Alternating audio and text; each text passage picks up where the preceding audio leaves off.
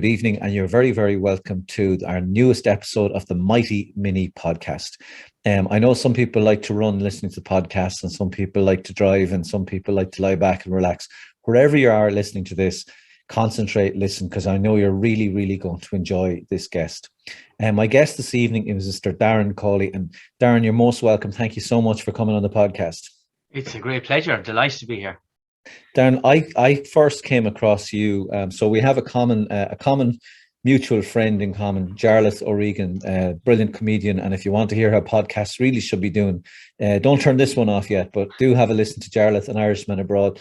Jarlath O'Regan was in a tent in Galway, and he met this fellow who was full of beer.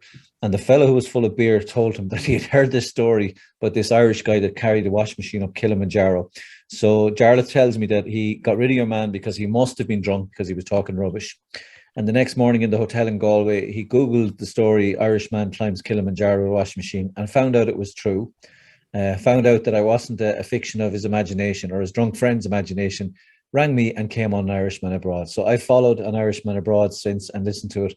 And when I heard Darren on An Irishman Abroad, I had to bring him on to get him to tell his story.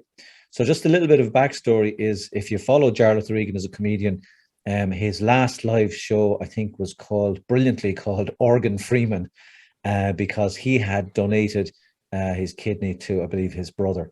And typical Jarlath, brilliant insight, brilliant sense of humour, and saw the tragedy and the magic all within the same event. And Darren was on his show because he too has had kidney transplant, or two, I should say, Darren. Am I right in saying two? Two, actually, yeah, two.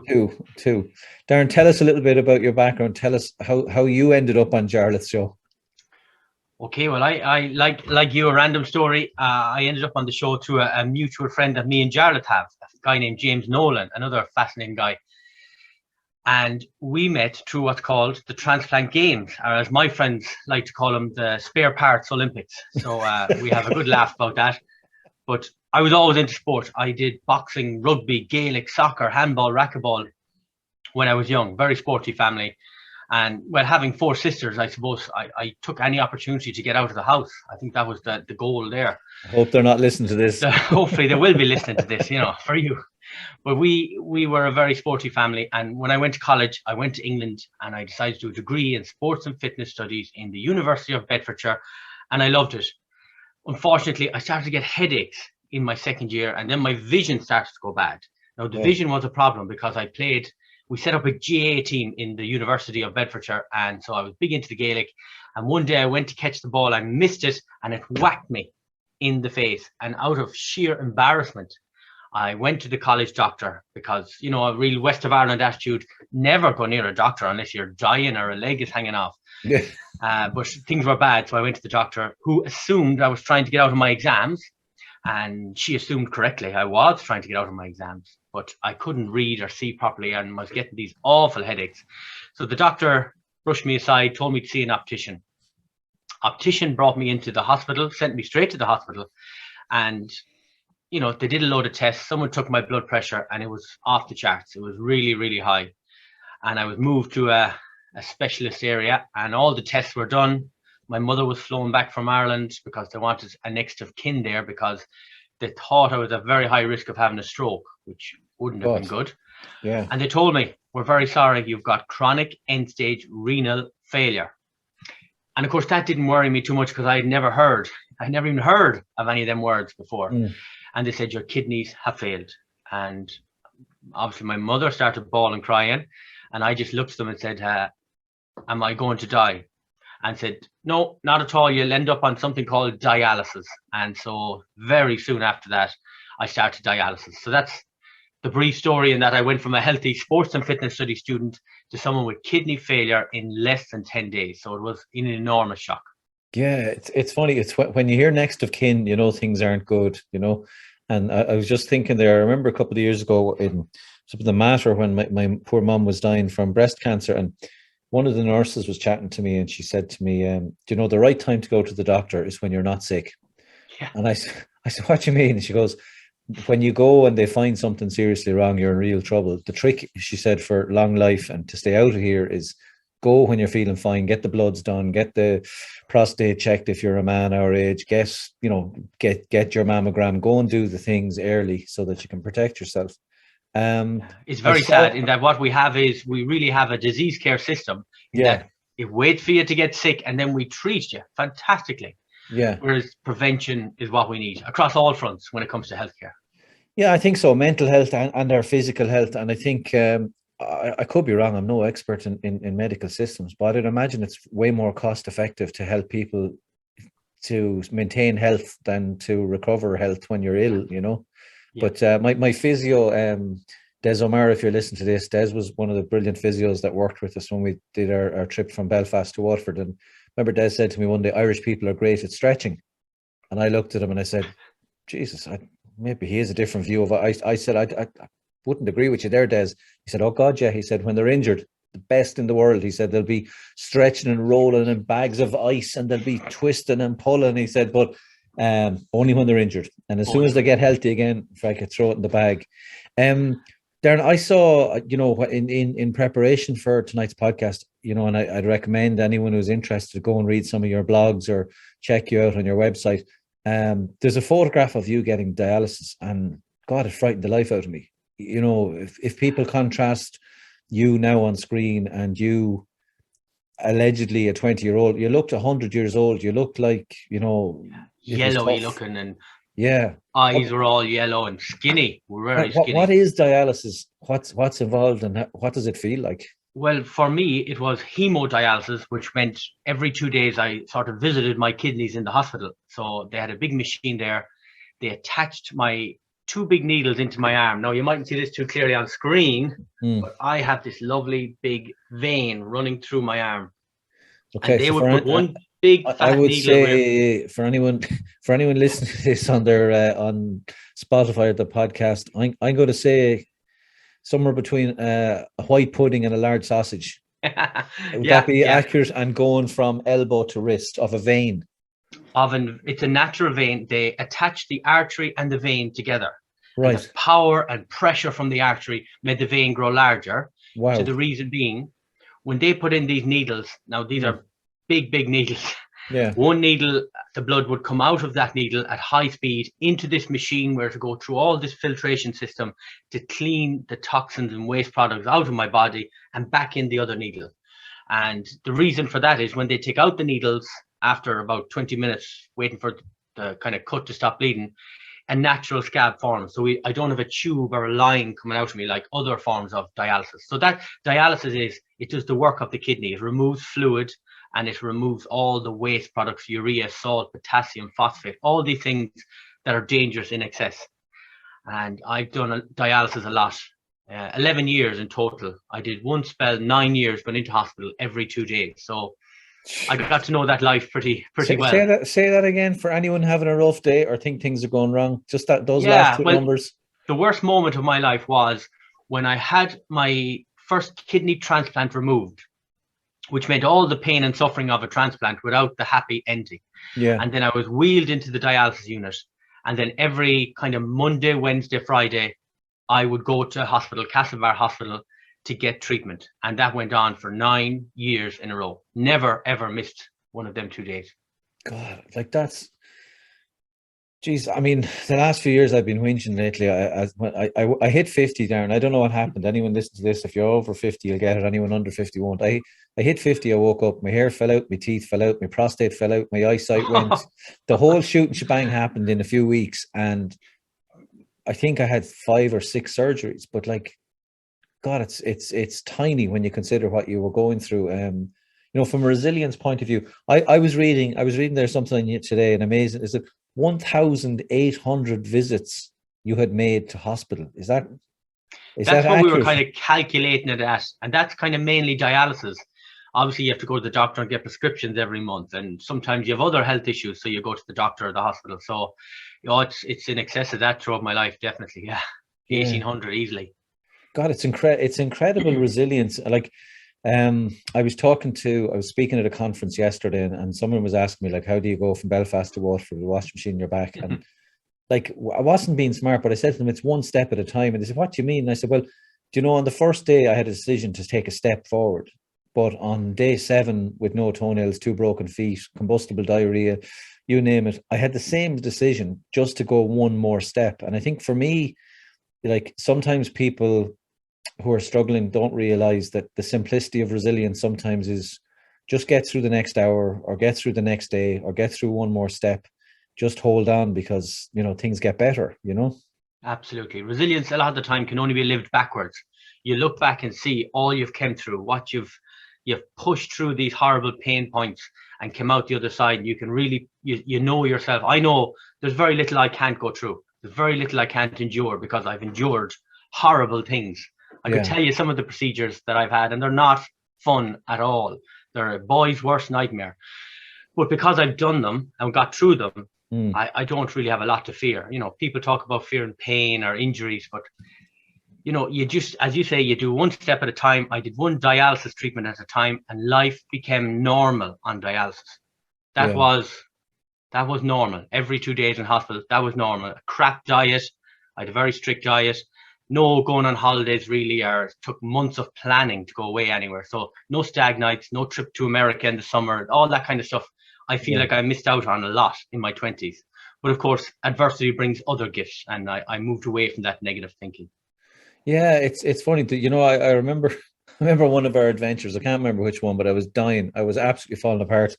And there was a friend of mine walking along beside me, and he said, "I'm so jealous of you." And I nearly hit him, because at the time I was absolutely in bits. And I said, "What are you jealous of?" And he said, "Your emotional history." And I said, "What to Jesus is emotional history? I wasn't in the form for this at all."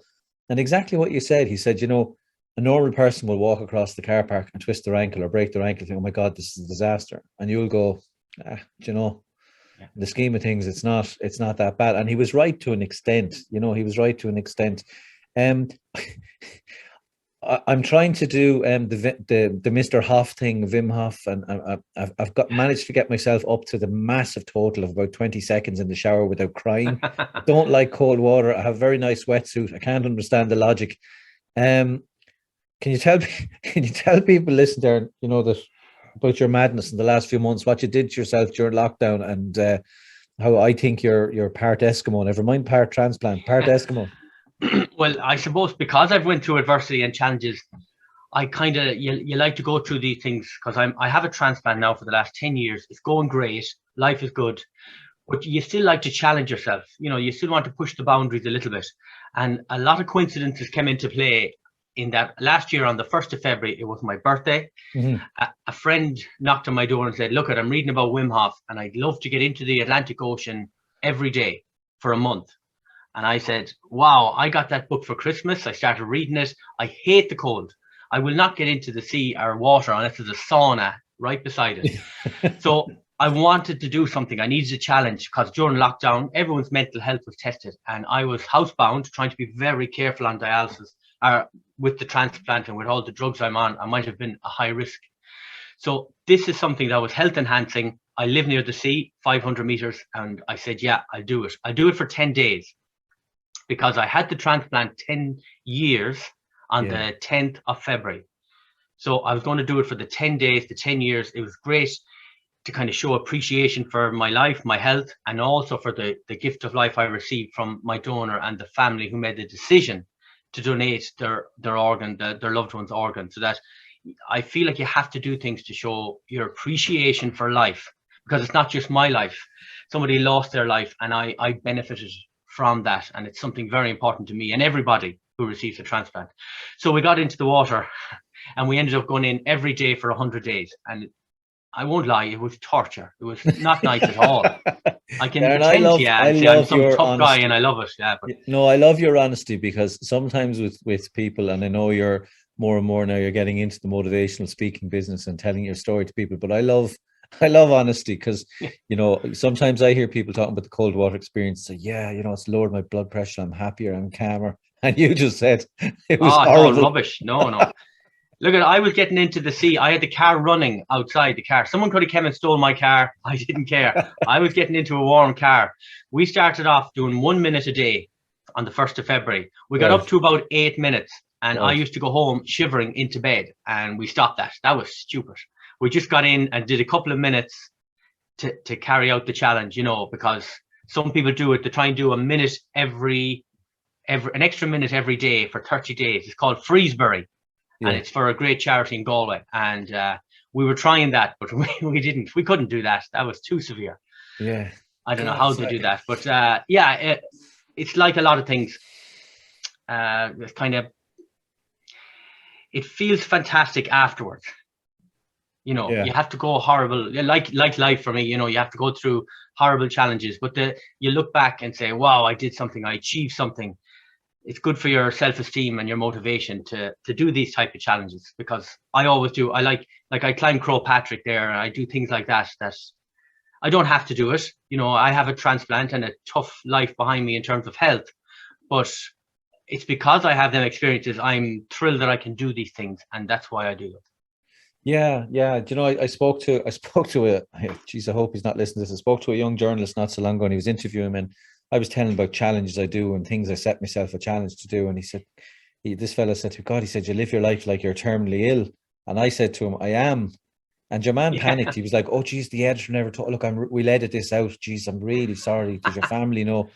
And I said, no, you are as well. I said, it's just because you're so young, it hasn't entered your head. So I think we're of the same mindset. I like to push myself, challenge myself, get as much out of myself, because, you know, whether you're on dialysis, you know, your life is threatened. It sort of brings into focus the value of it. But, you know, if you had perfect health, like the average Irish person listening to this podcast lives 28,000 days. That's what you get on average. So it's really important that you squeeze it. If I love a good quote, and I'm just looking here down on your Instagram page. There's great photos, and there's also great wisdom. And if anyone wants to check out your check you out on Instagram, and I know if they go to your website, there's a link there to your Instagram feed. But there's a brilliant quote I read here. It's in front of me at the moment. It says, "Resilience is a form of mental gymnastics developed over time, which allows me to bend during difficult times and challenging times, but not to break." That's a brilliant quote. Bend, but not to break.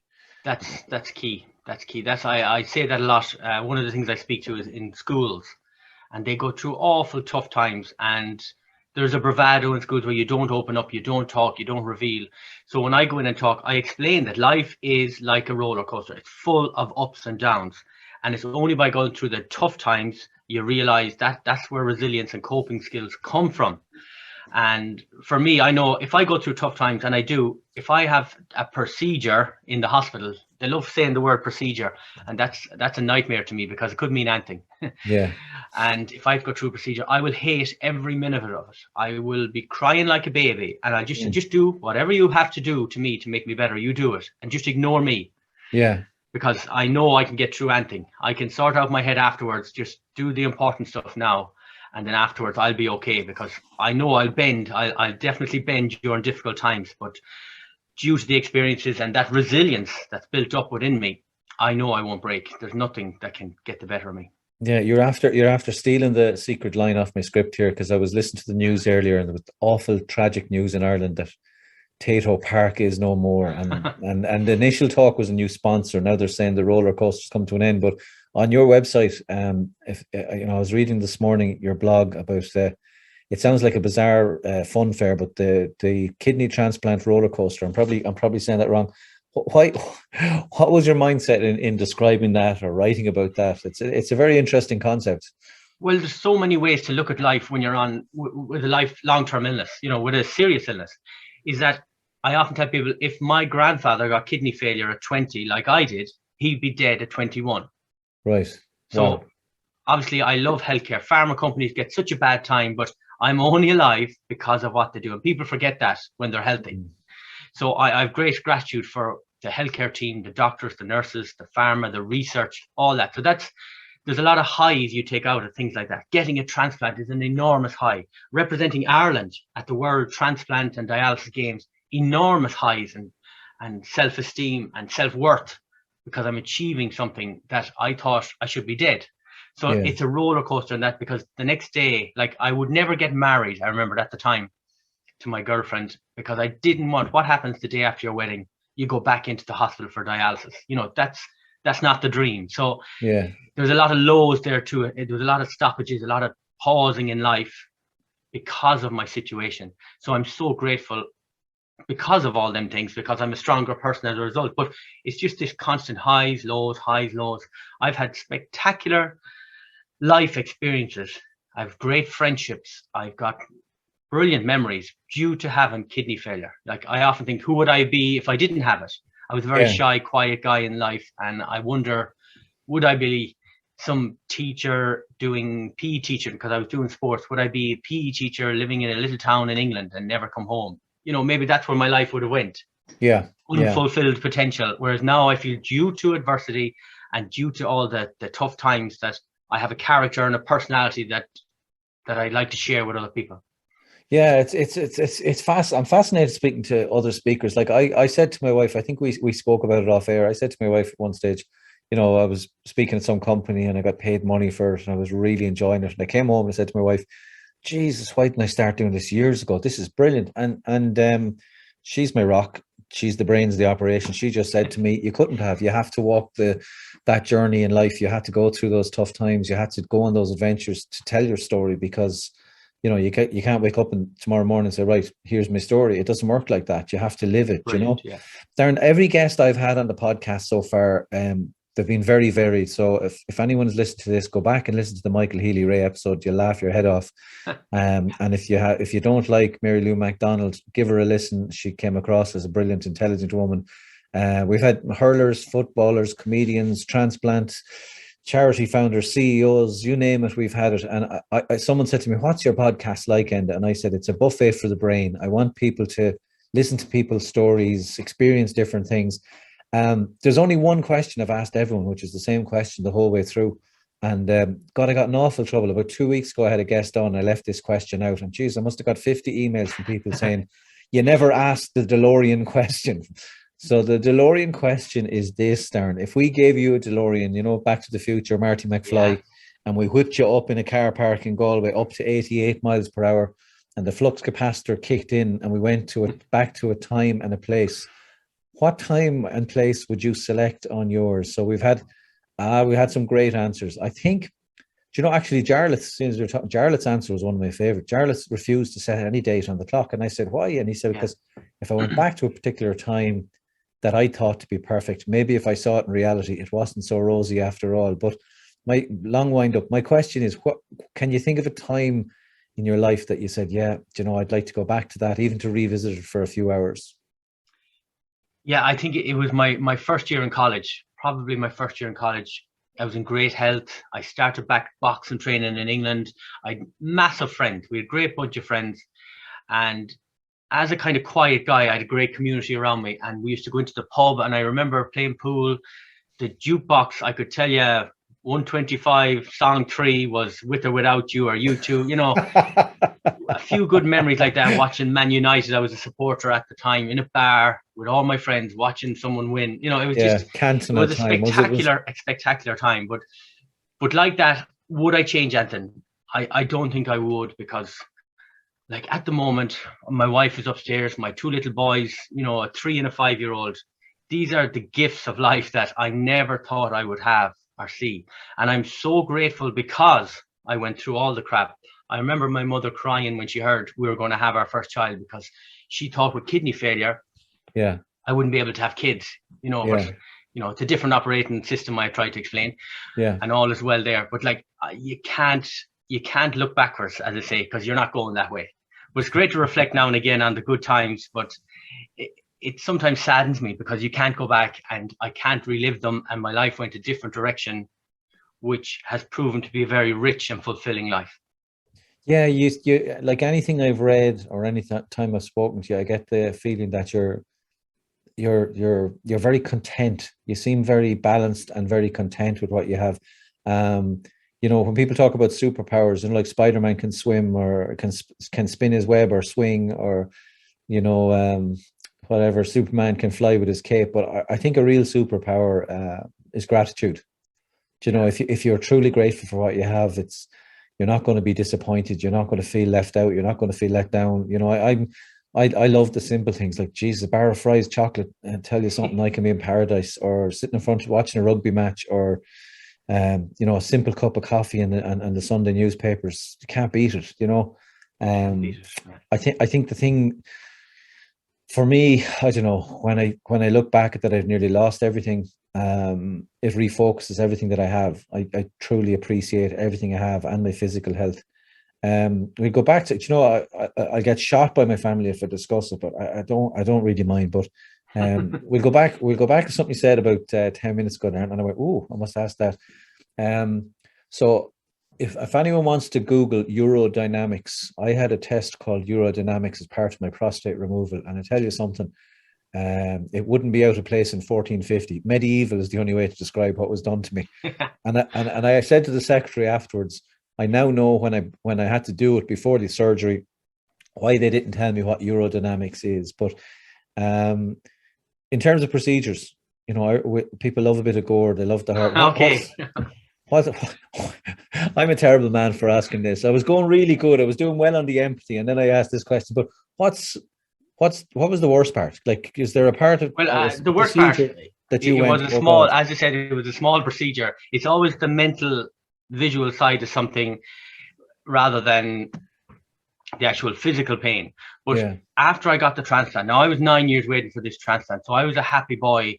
10 days into the transplant, I was sitting on the bed. The doctors came in and said, look, we're happy with everything. This was the first one. This is the second one, second transplant. Everything is going great. I was just after getting engaged a month to the day before that, over in Prague at a speech I was given. Embarrassed my wife no end by proposing up on stage. Very romantic. We were here a month to the day later, and she was happy because now we could get him married. And the doctors came around the bed and said, look, we're delighted with everything. There's just, we have one little job procedure to do. We might bring you in a few weeks to do that, 2 weeks time. I said, oh, that's great. I said, and what is it? Oh, it's just we have to remove a small coil that was keeping the bladder and the ureter open because you hadn't went to the toilet for 9 years. I said, brilliant, no problem. And how is that done? Oh, just with a hook. We just pull it out with a hook. Great. And how does the hook find it? Oh, well, we attach the hook to a camera. Okay. And where does this camera crew with its hook go? Up through your penis. And I just fell back in the bed, and I would rather have stayed in that bed forever because I asked, are you going to knock me out for this little procedure? Yeah. No. It's just a small procedure. I'm going to speak for yourself. But yeah, that was horrible. That was mentally horrible. Lie down there, look. And the guy was like a tour guide pushing up this thing into my place where nothing should go up, obviously. Yeah. Now, if any ladies are listening, every man listening to this right now is cringing like he's eating crossing their legs. Yeah. Crossing their legs. So yeah, mine was similar thing. If you get so much as a grain of sand in that area, it's very, very painful and uncomfortable. And here they were with a camera. So the urodynamics one that I had, similar, only they put in a tube and then they fill the tube with water to see what your bladder can hold. All right. And they're standing behind you. You're sitting in the seat, and then they measure how much comes back out, and they also measure which muscles you're using. Right? Horrendous. The pain of it was awful, but I think you're right. I think psychologically, the thoughts of something going up there, it's not meant. It's not meant to. But it's not meant. No, it's not. But it's funny. It's I came out and I was doing the poor me. I said to my wife, "It's like, oh God, I did this and this happened. The pain of it and the embarrassment of it." And she just looked at me and she said, "Childbirth. Do you remember that? Yeah. We've 3 kids." And they say what the common says is what you leave your dignity at the front door, leave your dignity in the car park when you go in. But you're like you have to just get through. You have to get through. Yeah. Darren, can I ask you? When people are faced with adversity, like mine was alcoholism and mental health issues, depression. Yours was kidney failure. Can you see a common ingredient in people who get through tough times? If someone's listening to this tonight or today, wherever they are, what would you say to them? Like, how the hell do you get through? I think I've been thinking a lot about this during lockdown. I kind of created an online course for people with kidney failure. So I put a lot of thought into it's the mental and emotional stuff that people struggle with, not the physical stuff. It's horrible, but you just let the healthcare team do whatever they have to do. But like every biography I've read, and I've read a lot of them, they're all the same. You go through these ups and downs and difficult, challenging times, and they end up being successful. And it's the same kind of stuff for everyone's life. You're going to be challenged. And if you haven't been challenged yet, you will be. It's just part of the ebb and flow of life. It's like an unwritten, hidden rule that you are going to be challenged in life, and you're going to keep getting challenged until you learn to overcome what you fear or what you're afraid of or what's holding you back. So I think acceptance for me is huge. It's the first step on the ladder, because until you can learn to accept who you are, where you are, what you're going through, until you accept it and figure out who you are in relation to that challenge, that difficulty, you're not going anywhere. You're going to keep reliving the pain and the suffering until you get to that place of acceptance. And to get to that place of acceptance often kind of means changing your personal story, changing who you are. So I was not a sports and fitness study student anymore. I'm not going to be a PE teacher. I'm not going to be a fitness instructor. I have kidney failure. So my whole life, goals, dreams, everything were gone. So I had to take out the few positives from my life up to that point and direct them somewhere else. And that involved then the next stage for me, which was attitude. And to change my attitude meant reading hundreds of books on biographies, positivity, mental health. I read books on everything, non-fiction, because they all tell a similar story. You're going to throw through crap, and then you have to get through it. And despite getting through it, you learn about who you are and what type of person you are. Can I say, if anyone's listened to this on Spotify or Apple or wherever you listen to your podcasts, it's also available on YouTube. And I'm just chuckling here on screen to myself because twice in the last 40 seconds, Darren said, I read everything I get my hands on. I read autobiographies, I read resilience books, and on the screen behind him, he doesn't have a green screen like me. No. There's a sea of books literally all the way down the top and all the way around the back. So it's the evidence is on screen if you're watching this on YouTube. But you say after acceptance, changing your attitude, and then what, Darren? Well, for me, then you have to take action. You're only going to live in your head until you take action. And you'd agree with this, exercise is a spectacular form of taking action. Our bodies are designed for movement. Even as someone that was sick, we used to be told, oh no, you're sick, sit down, relax, take it easy. And that's the worst advice for anyone, because our bodies are designed to move. Our head works with our bodies by moving, by getting out there, by the social interaction that comes with being active. And I mean just going for a walk with a friend around the block. Like, I've had tough times where that's all I could do, and that was more than enough at that stage. So you have to take action. So for me, action is reading, continuous education, it's exercise, and then it's wherever you find your sense of purpose in work. What are you going to do for the rest of your life? Now, I had to dismantle the plan I had for my life and create a new one. So that was definitely a challenge, because dialysis was fantastic for me, because it was 3.5, 4 hours in a room by myself where I could do something. So it turned into an office. When the internet came, you could suddenly go online and learn stuff and read and grow as a person. So I was using the adversity to my advantage. So I was telling someone this morning that the very first morning of lockdown, the very first lockdown, COVID-1 arrived. I knew if I sat around here, I was going to be in trouble very quickly. So I started an exercise regime. But the very first thing was I signed up to a digital social media online course, a free course, and learned that TikTok wasn't a sound coming out of a clock. And away I went, and the graphic on screen and some of the lighting and stuff that you're seeing here, all that editing, I learned how to do all of that. So you're right. Sometimes adversity is it does give you opportunities to do something. I'm fascinated by something, and I think people probably who haven't had transplant are always fascinated by it, Darren, and they're probably not in a position to ask. Maybe they're thinking the questions I was thinking. So the person who was the donor, like, do you know of them? Do you know of their family? Like, how does that work? Is it I don't know anything? Is there a male kidney, a female kidney? Is it? Yeah, no, the kidney is purely biological, in that you get the kidney based on blood type, tissue type, antigens, antibodies, your current state of health, all these different things. Right. But there can be a live related kidney where a brother to brother, sister, family member, a girlfriend, wife, they can donate. So obviously you know the person there. In my case, someone passed away, and they had carried an organ donor card. They had thought about this. They had talked to their family. They had made a decision that, God forbid, if anything ever happened to me, this is what I'd like to do. this is what, as my friend James Nolan says in the Punchestown Kidney Research Fund, it's don't take your organs to heaven, because heaven knows we need them here on earth. So it's the most altruistic thing you can do, even in death. Yeah. Is that somebody got a heart transplant, a lung transplant, 2 kidney transplants. The guy in the bed beside me, he got a kidney, and it was, he was just crying. He was so happy, Peter. And he had baptized his first child the week before. Wow. And he was 11 years on dialysis. So he wasn't in a good place, really. He was having it was a tough time. And this just meant the whole world to him. His whole life, I'm sure, changed because of the gift of life. And that's obviously something I try and tell everybody is through the Irish Kidney Association, get a donor card, free text the word donor to 50050 and have a carry and have a read.